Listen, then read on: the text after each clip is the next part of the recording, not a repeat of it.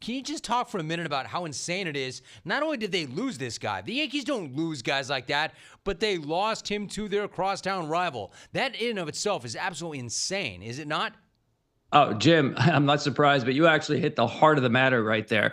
I don't think enough attention has been paid to that. The Yankees do not lose the people that they want, especially when it's a guy who's a free agent who they had.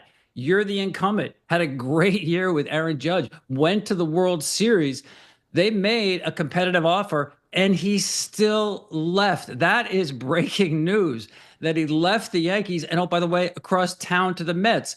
And in that story, Jim, I think the most fascinating thing he told me, at least it grabbed my attention, is kind of the owner and the general manager for the Mets, Steve Cohen, David Stearns, both were asking me, well, we really don't know why exactly he chose us. Dude, they so asked I said, you. I'll ask Hey, him. Tom, they asked you. That's funny. Yeah. So I said, I'll ask him for you. I was going to do it anyway, of course. And the answer really is just put this all in a nutshell. He basically said the Yankees are going to be good for the next 4 or 5 years. After that, I don't know. He is basically announcing that he's putting his career on the line here in terms of wanting to win, that he'd rather buy Mets stock than Yankee stock. Jim, I don't know the last time that happened. It might have been 1986. I mean, that is crazy when you think about the Yankees have been just almost a guaranteed postseason team.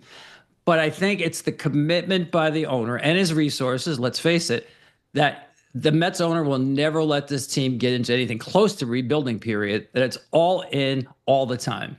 So, Tom, speaking of the owner, Steve Cohen, how would you describe him, and why did he think that Soto was worth this absolutely insane contract? When he looks at it as a business transaction, investment, asset acquisition, why did he think that was worth it? Well, one thing I know, he was really impressed with that home run Soto hit off Gunnar Gaddis to get the Yankees into the World Series. That unbelievable at bat that he had. That's just obviously a very small sample size. But the fact that Juan Soto is so young, first of all, and he has, to me, the highest floor of any player in baseball. He never has a bad year. He plays every day. So everybody wants in free agency to buy something you think is going to have a high return on investment, right? I think Soto guarantees that ROI more than any other hitter in baseball because he's young, he plays every day, and he commands the strike zone so well.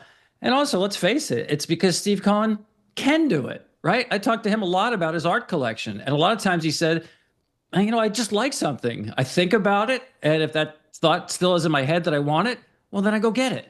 It was really somewhat analogous to getting Juan Soto. Obviously, a little more involved in terms of David Stearns, the analytics department, everything you have to do to make a big buy like that.